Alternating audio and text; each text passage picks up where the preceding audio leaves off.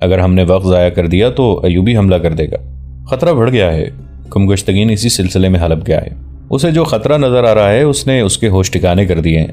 اسے یہ احساس ہو گیا ہے کہ ان 2 سالاروں کے بغیر وہ لڑ نہیں سکے گا۔ اس نے مجھے حلب کے راستے سے واپس دوڑا دیا کہ ان دونوں کو ان کے جھنڈے کے ساتھ پورے اعزاز سے لاؤ۔ اسی حکم کے تحت ہم ان کا جھنڈا اور گھوڑے لائے ہیں۔ داروغہ اسے اندر لے گیا۔ دونوں سپاہی بھی ساتھ چلے گئے۔ وہ تہ خانے میں گئے۔ سالار 2 مختلف کوٹڑیوں میں بند تھے۔ پہلے ایک سالار کو نکالا گیا۔ کماندار نے اسے فوجی انداز سے سلام کر کے کہا، امیر ہرن گمگشتگین نے آپ کی رہائی کا حکم بھیجا ہے۔ آپ کا گھوڑا اور آپ کا ذاتی محافظ ہمارے ساتھ ہے۔ آپ کے لیے حکم ہے کہ تیار ہو کر فوراً حلب پہنچیں۔ معلوم ہوتا ہے شراب کا نشہ اتر گیا ہے، سالار نے کہا۔ میری حیثیت ایسی نہیں کہ آپ کی رائے کی تائید یا تردید کر سکوں، کماندار نے کہا۔ میرا کام حکم پہنچانے اور آپ کے ساتھ جانے تک محدود ہے۔ داروغہ نے ان کی باتیں غور سے سنی۔ اسے یقین ہو گیا کہ کوئی گڑبڑ نہیں، لیکن دوسرے سالار کو نکالنے لگے تو داروغہ کو شک ہو گیا۔ اس سالار نے کماندار کو دیکھا تو جذبات سے مغلوب ہو کر بولا، تم آ گئے، سب ٹھیک ہے؟ اس نے داروغہ کی موجودگی کو نظر انداز کر دیا تھا۔ داروغہ اناڑی نہیں تھا، اس کی عمر قید خانے میں گزری تھی۔ اس نے کوٹری کا تالا کھول دیا تھا، دروازہ کھلنا باقی تھا۔ اس نے تالا پھر چڑھا دیا اور بولا، تحریری حکم نامے کے بغیر میں انہیں رہا نہیں کروں گا۔ کماندار نے اس کے ہاتھوں پر ہاتھ مارا اور اس سے چابی چھین لی۔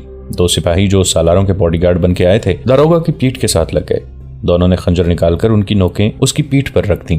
کماندار نے اسے سرگوشی میں کہا، تم صلاح الدین ایوبی کے چھاپا مار جانبازوں کے قبضے میں ہو۔ تم جانتے ہو صلاح الدین ایوبی کے چھاپا مار کیا کیا کرتے ہیں۔ اونچی آواز نہ نکلے۔ کماندار نے دروازہ کھولا۔ داروغہ کو دھکیل کر اس طرح کوٹھڑی میں لے گئے کہ قریب سے گزرنے والوں کو بھی شک نہیں ہو سکتا تھا کہ یہاں کوئی جرم ہو رہا ہے۔ اندر لے جا کر اسے سلاخوں والے دروازے سے پرے کر لیا گیا۔ ایک سپاہی نے بڑی تیزی سے ایک رسی جو بمشکل 1 گز لمبی تھی اس کی گردن کے گرد لپیٹ کر رسی کو مروڑا دیا اور 2-3 جھٹکے دیے۔ داروغہ کی آنکھیں باہر نکل آئیں۔ وہ ٹھنڈا ہو گیا تو اسے پتھر کے اس چوڑے بینچ پر ڈال دیا گیا جس پر قیدی سویا کرتے تھے۔ لاش پر کمبل ڈال دیا گیا۔ اس سالار نے بے موقع جذباتی ہو کر یہ مشکل پیدا کر دی تھی۔ ان لوگوں نے باہر نکل کر دروازے پر تالا چڑھا دیا اور چابی اپنے ساتھ لے گئے۔ باہر کے دروازے کی چابیاں داروغہ کے پاس تھیں، وہ بھی اس سے چھین لی گئی تھیں۔ یہ پارٹی وہاں سے چلی، تہخانے سے اوپر آئی تو نیچے کے سنتری نے جا کر خالی کوٹڑیوں کو دیکھنا چاہا۔ وہ دور سے دیکھ رہا تھا کہ قید خانے کا داروغہ 2 قیدیوں کو رہا کر رہا تھا۔ سنتری یہ دیکھ کر حیران رہ گیا کہ اس نے دونوں قیدی سالاروں کو باہر جاتے دیکھا ہے، لیکن ایک کوٹڑی میں ایک قیدی پڑا ہے۔ اس پر چونکہ کمبل پڑا تھا اس لیے وہ پہچان نہ سکا کہ وہ کون ہے۔ دوسری کوٹڑی خالی تھی۔ اس نے کمبل میں لپٹے ہوئے قیدی کو آوازیں دی مگر وہ نہ بولا۔ دروازہ مقفل تھا۔ سنتری نے سلاخوں سے برچی اندر کی۔ اس کی نوک قیدی تک پہنچ گئی۔ اس نے نوک قیدی کو چبھوئی۔ وہ پھر بھی نہ اٹھا۔ برچی سے اس نے کمبل ہٹا کر اس کا چہرہ ننگا کر دیا۔ یہ دیکھ کر گھبرا گیا کہ وہ تو قید خانے کا داروغہ تھا۔ آنکھوں اور چہرے سے صاف پتہ چلتا تھا کہ وہ مر گیا ہوا ہے۔ اس نے وہیں سے چلانا شروع کر دیا، خبردار خبردار، قیدی نکل گئے، قیدی نکل گئے۔ وہ اوپر کو دوڑا۔ اس کی پکار پر نقارہ بجنے لگا۔ یہ الارم تھا۔ اس وقت فرار ہونے والی پارٹی بڑے دروازے پر پہنچ گئی تھی۔ سنتری دوڑا آ رہا تھا۔ بڑے گیٹ کی چابیاں کماندار کے پاس تھیں۔ انہوں نے قدم تیز کر دیے اور اندرونی تالے کو چابی لگائی۔ سنتری نے دور سے کہا، انہیں روک لو، داروغہ کوٹھڑی میں مرے ہوئے ہیں۔ نقارے کی آواز پر قید خانے کے تمام سنتری اپنی اپنی ڈیوٹی پر پہنچ گئے۔ باہر کی گارڈ دوڑی آئی۔ دروازہ کھول دیا گیا۔ چونکہ یہ خطرے کا علام تھا اس لیے باہر سے آنے والی گارڈ کی نفری ٹریننگ کے مطابق بہت تیزی سے دروازے میں داخل ہوئی۔ سب سے بڑا خطرہ یہ ہوا کرتا تھا کہ قیدیوں نے بغاوت کر دی ہوگی یا کہیں آگ لگ گئی ہوگی۔ وہ سنتری جو چیختا چلاتا آ رہا تھا باہر سے آنے والی گارڈ کے سیلاب میں گم ہو گیا۔ اس ہڑبونگ سے فائدہ اٹھاتے ہوئے فرار ہونے والے باہر نکل گئے۔ گھوڑے باہر کھڑے تھے۔ وہ گھوڑوں پر سوار ہوئے لیکن گھوڑے گھوم کر چلے تو کسی نے انہیں للکارا، رک جاؤ، مارے جاؤ گے۔ انہوں نے گھوڑوں کو ایڑ لگا دی۔ پیچھے سے ایک ہی بار تیروں کی بوچھاڑ آئی۔ 2 تیر کماندار کی پیٹھ میں اتر گئے اور ایک تیر ایک سالار کے گھوڑے کے پیچھے حصے میں لگا۔ کماندار نے جسم میں 2 تیر لے کر بھی اپنے آپ کو سنبھالے رکھا۔ سالار شمس الدین کا گھوڑا تیر کھا کر بد گا۔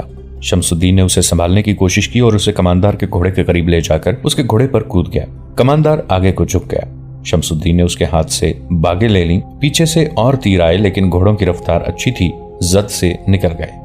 انہوں نے پیچھے دیکھا۔ قید خانہ دور رہ گیا تھا لیکن 10-12 گھڑ سوار ان کے تعاقب میں گھوڑے دوڑا چکے تھے۔ آگے علاقہ کھلا تھا، آبادی دوسری طرف تھی۔ فرار ہونے والوں نے گھوڑوں کو انتہائی رفتار پر ڈال دیا۔ ان کے پاس ہتھیاروں کی کمی تھی۔ دونوں سالار نہتے تھے۔ کماندار شہید ہو رہا تھا۔ وہ مقابلہ کرنے کی حالت میں نہیں تھے۔ آگے چٹانے اور ٹیلے آ گئے۔ ایک سالار نے کہا، بکھر جاؤ، اکیلے اکیلے ہو جاؤ۔ وہ منجے ہوئے سوار تھے۔ تعقب کرنے والے ابھی دور تھے، انہوں نے دیکھا کہ فرار ہونے والے ایک دوسرے سے دور دور ہو کر چٹانوں میں غائب ہو گئے ہیں۔ وہ سست پڑ گئے اور نکلنے والے نکل گئے۔ اس وقت حلب کے باہر تینوں مسلمان امراء کی جو کانفرنس منعقد ہوئی تھی برخاست ہوئی۔ انہوں نے سلطان ایوبی پر حملے کا پلان بنا لیا تھا۔ زیادہ تر عقل صلیبی مشیروں کی استعمال کی گئی تھی۔ انہوں نے یہ بھی طے کر لیا تھا کہ تینوں فوجوں کی ترتیب کیا ہوگی۔ حملے کے لیے گمگشتگین کی فوج کو آگے رکھنا تھا۔ اس کے پہلوؤں کی حفاظت کی ذمہ داری حلب کی فوج کی تھی، اور پہلے مرحلے کے بعد دوسرا حملہ جو سلطان ایوبی کے جوابی حملے کو روکنے کے لیے کرنا تھا، سیف الدین کے سپرد کیا گیا۔ سیف الدین نے اس متحدہ محاذ کو یہ دھوکہ دیا کہ وہ اپنی فوج کا ایک حصہ اپنے بھائی عز الدین مسعود کی کمان میں چھوڑ آیا تھا۔ مشترکہ کمان کو اس نے یہ بتایا تھا کہ یہ محفوظہ ہے جسے وہ ہنگامی حالات میں استعمال کرے گا، مگر اپنے بھائی کو اس نے کہا تھا کہ وہ حلب اور ہرن کی فوجوں کی کیفیت دیکھ کر آگے آئے۔ اگر جنگ کی حالت ہمارے خلاف ہو گئی تو محفوظہ کو موصل کے دفاع میں استعمال کیا جائے گا، اور اگر جوابی حملے میں شریک ہونا ہی پڑا تو یہ شرکت ایسی ہو کہ موصل کا اور اپنے مفاد کا زیادہ خیال رکھا جائے۔ ماہ رمضان شروع ہو چکا تھا۔ ان تینوں فوجوں میں اعلان کر دیا گیا تھا کہ جنگ کے دوران روزے کی کوئی پابندی نہیں۔ 3-4 روز بعد تینوں افواج اپنے اپنے شہر سے کوچ کر گئیں۔ انہیں قرون حماد کے قریب آ کر اکٹھے ہونا اور حملے کی ترتیب میں آنا تھا۔ اس کوچ سے 2 روز پہلے سلطان ایوبی اپنی مورچہ بندی دیکھ رہے تھے جب انہیں اطلاع ملی کہ ہرن سے 2 سالار مفرور ہو کر آئے ہیں اور ان کے ساتھ ایک لاش ہے۔ سلطان ایوبی نے گھوڑے کو ایڑ لگا دی۔ وہاں جا کر وہ گھوڑے سے کود کر اترے اور دونوں سالاروں کو گلے لگایا۔ پھر دونوں سپاہیوں سے گلے ملے۔ یہ دونوں ان کے نامور چھاپا مار جاسوس تھے۔ کماندار بھی ان کا جاسوس تھا اور ایک عرصے سے گمگشتگین کی فوج میں تھا۔ سلطان ایوبی نے لاش کے گالوں کا بوسہ لیا اور حکم دیا کہ لاش دمشق بھیج دی جائے اور شہیدوں کے قبرستان میں دفن کی جائے۔ آپ یہاں بیٹے کیا سوچ رہے ہیں؟ سالار شمس الدین نے اپنی بپتا سنانے سے پہلے جنگی باتیں شروع کر دیں۔ میں کمک کا انتظار کر رہا ہوں، سلطان ایوبی نے کہا۔ گزشتہ رات اطلاع ملی ہے کہ کمک آج رات پہنچ جائے گی۔ اسے قاہرہ سے آنا تھا، اس لیے اتنے دن لگ گئے ہیں۔ سلطان ایوبی نے دونوں بھائیوں کو تفصیل سے بتایا کہ ان کی نفری کتنی ہے اور انہوں نے کس طرح ڈپلوائے کر رکھا ہے۔ اس وقت سلطان ایوبی نے اپنے تمام دستوں کے کمانڈروں کو بلایا اور شمس الدین اور شاد بخت سے ملوایا۔ پرانے افسر دونوں کو جانتے تھے۔ سلطان ایوبی نے دونوں سے کہا کہ وہ ان کے کمانڈروں کو بتائیں کہ جو افواج حملہ کرنے آ رہی ہیں ان کی جنگی اہلیت کیسی اور جذباتی کیفیت کیا ہے۔ انہوں نے بتایا کہ فوج بہرحال فوج ہوتی ہے۔ دشمن کو اناڑی اور کمزور سمجھنا ایک جنگی لغزش تصور کی جاتی ہے۔ یہ نہ بھولیں کہ مسلمان افواج ہیں جن کے سپاہی پیٹھ دکھانے کے عادی نہیں۔ سپاہیوں میں عسکری روح موجود ہے، وہ پورے جوش و خروش سے لڑیں گے۔ ان کے ذہنوں میں یہ ڈالا گیا ہے کہ آپ لوگ درندے، وحشی اور عورتوں کے شکاری ہیں، اور سلطان صلاح الدین اپنی سلطنت کو وسعت دینے آیا ہے۔ صلیبیوں نے ان کے دلوں میں آپ کے خلاف نفرت بھر رکھی ہے۔ سالاروں نے بتایا کہ جہاں تک ان کی قیادت کا تعلق ہے وہ قابل تعریف نہیں، ان میں کوئی بھی سلطان ایوبی نہیں۔ سیف الدین اور گمگشتگین اپنی ذاتی مفاد کی لڑائی لڑنے آ رہے ہیں۔ دونوں اپنے حرم اور شراب کے مٹکے ساتھ لائیں گے۔ ہماری جگہ گمگشتگین اپنی فوج کی کمان خود کرے گا۔ یہ قیادت فوج کو طریقے سے لڑا نہیں سکے گی، پھر بھی آپ کو محتاط ہو کر لڑنا پڑے گا۔ وہ آپ کو ان پہاڑیوں میں محاصرے میں لینا چاہتے ہیں۔ تینوں فوجوں کی کمان مشترک ہو گئی ہے، لیکن وہ دل سے متحد نہیں۔ یہ باتیں ہو رہی تھیں کہ خطیب ابن المخدوم، سائقہ، قید خانے کا عہدیدار اور ایک جاسوس پہنچ گئے۔ وہ راستہ بھول گئے تھے، اس لیے دیر سے پہنچے۔ سلطان ایوبی کو معلوم تھا کہ خطیب اس کا حامی ہے اور وہ موصل میں اس کے جاسوسوں کی رہنمائی اور نگرانی کرتا رہا ہے۔ سلطان ایوبی نے اسے بھی اجلاس میں شامل کر لیا اور اسے کہا کہ وہ موصل کی فوج کے متعلق کچھ بتائے۔ وہ امیر اپنی فوج کو کس طرح لڑائے گا جو شراب اور عورت کا رسیا ہو اور قرآن سے فال نکال کر فیصلے کرتا ہو؟ خطیب نے کہا، جس کے سینے میں ایمان ہی نہیں وہ میدان جنگ میں زیادہ دیر نہیں ٹھہر سکتا۔ اس نے مجھ سے کہا کہ میں قرآن سے فال نکال کر بتاؤں کہ سلطان ایوبی کے خلاف جنگ میں اسے فتح ہوگی یا شکست۔ میں نے اسے بتایا کہ چونکہ اس کا یہ اقدام قرآنی احکام کے خلاف ہے اس لیے اسے شکست ہوگی۔ اس نے مجھے قید میں ڈال دیا۔ وہ قرآن کو جادو کی کتاب سمجھتا ہے۔ میں آپ کو قرآن کی کرامات سناتا ہوں۔ میرا فرار قرآن کی بدولت ممکن ہوا ہے۔ سیف الدین نے میری بیٹی کو اغوا کرنے کی کوشش کی، لیکن میری بیٹی بال بال بچ گئی۔ میں آپ سب کو یہ مجدہ سناتا ہوں کہ اگر آپ قرآنی احکام کے پابند رہے اور جنگ کو قومی اور مذہبی سطح پر رہنے دیا تو فتح آپ کی ہوگی۔ یہ جنگ کا مذہبی پہلو ہے۔ فنی پہلو کے متعلق میں یہ مشورہ دوں گا کہ چھاپا ماروں کو زیادہ استعمال کریں۔ آپ کا تو طریقہ ہی یہی ہے، لیکن ان مسلمان بھائیوں کے خلاف یہ طریقہ زیادہ استعمال کریں۔ انہیں راتوں کو بھی چین نہ لینے دیں۔ خطیب کو جس عہدیدار نے فرار کرایا تھا وہ بھی ساتھ تھا۔ اس کی درخواست پر اسے فوج میں شامل کر لیا گیا اور خطیب کو اس کی بیٹی سائقہ کے ساتھ دمشق بھیج دیا گیا۔ سالار شمس الدین اور سالار شاد بخت کو سلطان ایوبی نے اپنے ساتھ رکھا۔ حلب، ہران اور موصل کی افواج کوچ کرتی آ رہی تھیں۔ ادھر سلطان ایوبی کے لیے مصر سے جو کمک آ رہی تھی وہ قریب آ گئی تھی۔ تاریخ یہ دیکھ رہی تھی کہ سلطان ایوبی تک دشمن کی فوج پہلے پہنچتی ہے یا کمک۔ وہ بہت پریشان تھے۔ وہ محاصرے سے ڈرتے تھے۔ کمک کے بغیر محاصرہ توڑنا آسان نہیں تھا۔ انہوں نے دماغی قوت کا آخری ذرہ بھی اس مسئلے پر صرف کر ڈالا کہ وہ محاصرے میں آ گئے تو اتنی تھوڑی نفری سے محاصرہ کس طرح ٹوٹے گا۔ وہ اس قدر پریشان ہو گئے کہ انہوں نے اپنے اعلیٰ کمان کے سالاروں سے بھی اس کا اظہار کر دیا۔ انہوں نے کہا، چھاپا مار دستوں کو مکمل طور پر اپنے قابو میں اور اپنی نظر میں رکھنا، کمک کا کچھ پتہ نہیں، محاصرے کا خطرہ ہے، محاصرہ صرف چھاپا مار ہی توڑ سکیں گے، اللہ کو جو منظور ہوا وہ ہو کر رہے گا۔ ایک سالار نے کہا، یہ قلعہ تو نہیں جس میں محصور ہو کر ہم لڑ نہیں سکیں گے، ان چٹانوں پر ہم گھوم پھر کر لڑیں گے۔ اس رات بھی وہ اچھی طرح سو نہ سکے، ان کے خیمے میں قندیل جلتی رہی۔ انہوں نے میدان جنگ اور اس کے علاقے کا جو نقشہ بنایا تھا اسی کو دیکھتے اور اس پر نشان لگاتے رہے۔ اگر انہیں کوئی غیر فوجی دیکھتا تو یہی کہتا کہ وہ شطرنج کھیلنے کی مشق کر رہے ہیں۔ سحری کھانے کے لیے جب نقارے بجے اور ان کی فوج جاگ اٹھی تو ان کی بھی آنکھ کھلی۔ انہیں دو خبریں اکٹھی ملیں، ایک یہ کہ کمک پہنچ گئی ہے اور دوسری یہ کہ دشمن کی افواج 8-10 کوس تک آ گئی ہیں اور شاید کل ہمارے سر پر آ جائیں گی۔ یہ دیکھ بھال کی کسی پارٹی کا کمانڈر تھا۔ اس نے بتایا کہ دشمن کی پیش قدمی 3 حصوں میں ہو رہی ہے، ایک حصہ آگے ہے، دوسرا پیچھے اور تیسرا اس سے پیچھے۔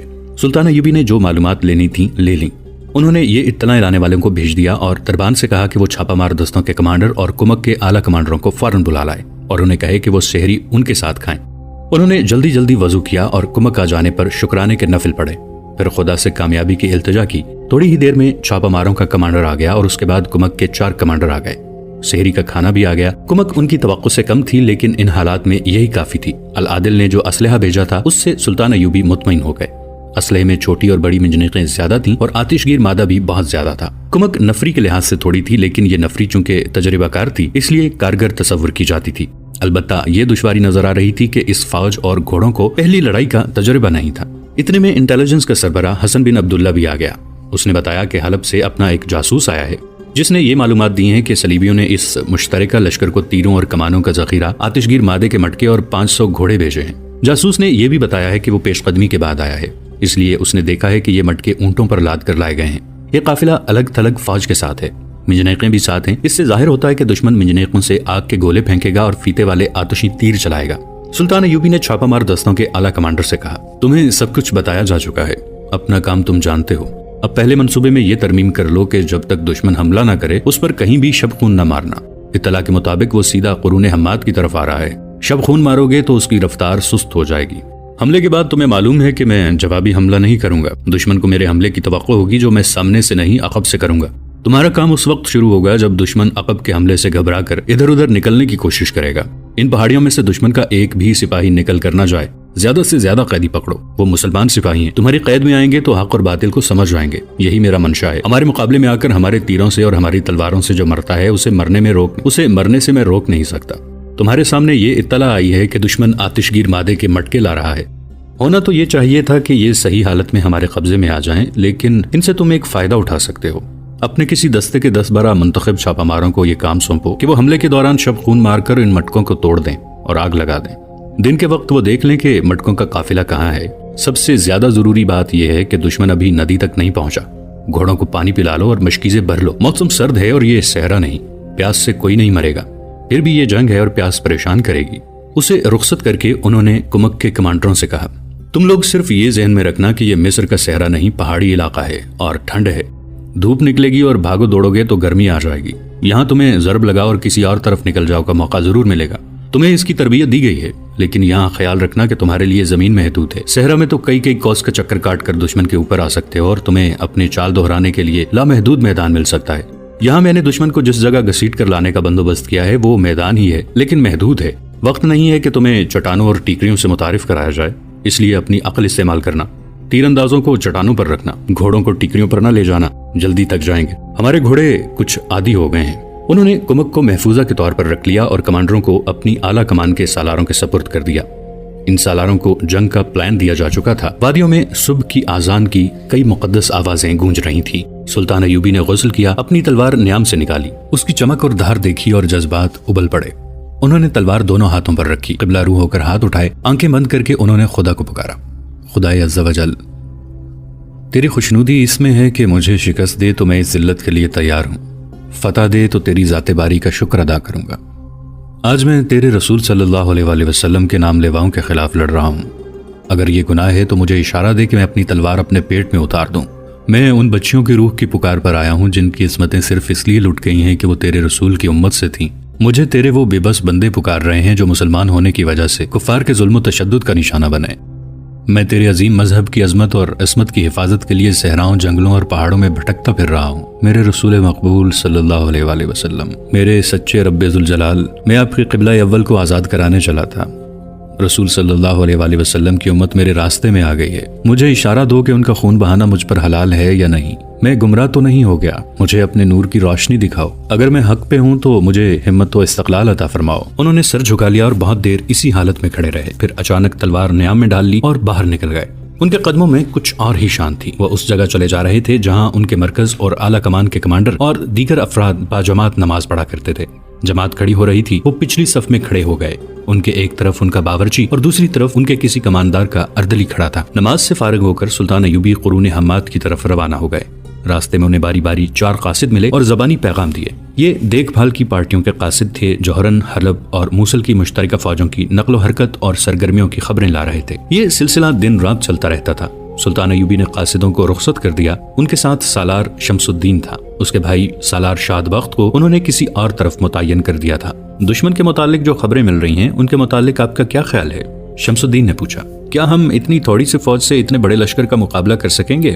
میرے لیے یہ کوئی مسئلہ نہیں کہ دشمن کتنا لشکر لایا ہے اور میرے پاس کیا ہے، سلطان صلاح الدین ایوبی نے جواب دیا۔ میں پریشان اس پر ہوں کہ دشمن حملہ کیوں نہیں کرتا۔ میرے ان مسلمان بھائیوں کے پاس صلیبی جاسوس ہیں۔ کیا صلیبی اتنے اناڑی ہو گئے ہیں کہ انہیں یہ بھی معلوم نہیں کہ مصر سے میری کمک آ رہی ہے اور میں کمک کے بغیر لڑ نہیں سکتا؟ اگر دشمن سرگرم ہوتا تو میرے تمام مسئلے حل ہو جاتے۔ دشمن کا یوں آ کے بیٹھ جانا اور مجھے اتنا وقت دے دینا کہ میں کمک حاصل کر لوں، اسے ٹھکانے بھی لگا لوں، تمام تر فوج کے گھوڑوں کو پانی پلا کر پانی کا ذخیرہ بھی کر لوں، میرے لیے پریشان کن ہے۔ مجھے خدشہ ہے کہ دشمن کوئی ایسی چال چلے گا جو کبھی میرے دماغ میں نہیں آئی۔ یہ لوگ کھیل تماشے کے لیے تو نہیں آئے۔ جہاں تک میں ان لوگوں کو جانتا ہوں، شمس الدین نے کہا، ان کے پیش نظر کوئی ایسی چال نہیں۔ مجھے اپنے اللہ پر بھروسہ ہے، خدا نے ان کے دماغوں پر مہر ثبت کر دی ہے، کیونکہ وہ باطل کے انگیخت اور مدد سے حق کے خلاف لڑنے آئے ہیں۔ ان کی آنکھوں پر پٹی بندھی ہوئی ہے، میں کسی گہری اور خطرناک چال کا خدشہ محسوس نہیں کر رہا۔ شمس بھائی، سلطان ایوبی نے کہا، مجھے بھی اللہ پر ہی بھروسہ ہے، لیکن میں جذبات اور فلسفے کی بجائے حقیقت کو دیکھا کرتا ہوں۔ حق پر باطل نے بھی کئی بار فتح پائی ہے، کیونکہ حق والے اللہ کے بھروسے سے ہاتھ پر ہاتھ دھر کے بیٹھ گئے تھے۔ حق خون اور جان کی قربانی مانگتا ہے، اگر ہم یہ قربانی دینے کے لیے تیار ہیں تو حق کی فتح ہوگی۔ باطل میں جو قوت ہے اس کا مقابلہ ہمیں میدان میں کرنا ہے، ہمیں حقائق پر نظر رکھنی چاہیے، اپنی پوری صلاحیتیں اور جسم کی تمام تر طاقت استعمال کرنی ہے، اس کے بعد نتائج اللہ پر چھوڑ دو، اپنے آپ کو خوش فہمیوں میں مبتلا نہ کرو۔ وہ گھوڑے سے اترے، سالار شمس الدین، 2 اور مشیر اور محافظ جو ان کے ساتھ تھے گھوڑوں سے اترے۔ سلطان ایوبی شمس الدین اور دونوں مشیروں کو ایک بلند چٹان پر لے گئے۔ ان کے سامنے چٹانوں میں گھرا ہوا وسیع میدان تھا جو سینگوں کی شکل کی چٹانوں سے آگے پھیلتا چلا گیا تھا۔ اس طرف جہاں سلطان ایوبی کھڑے تھے 2 چٹانیں آگے پیچھے تھیں، ان کے درمیان وادی یا گلی تھی جو میدان میں کھلتی تھی، یہ گھوم پھر کر اس طرف باہر نکل جاتی تھی۔ میدان میں چٹانوں کے ساتھ ساتھ سینکڑوں چھوٹے بڑے خیمے کھڑے تھے، ایک طرف اس فوج کے گھوڑے بندے تھے جو خیموں میں تھی۔ دوستو، آج کے لیے اتنا ہی۔ اسی کہانی کی اگلی قسط کے ساتھ بہت جلد حاضر ہوں گے۔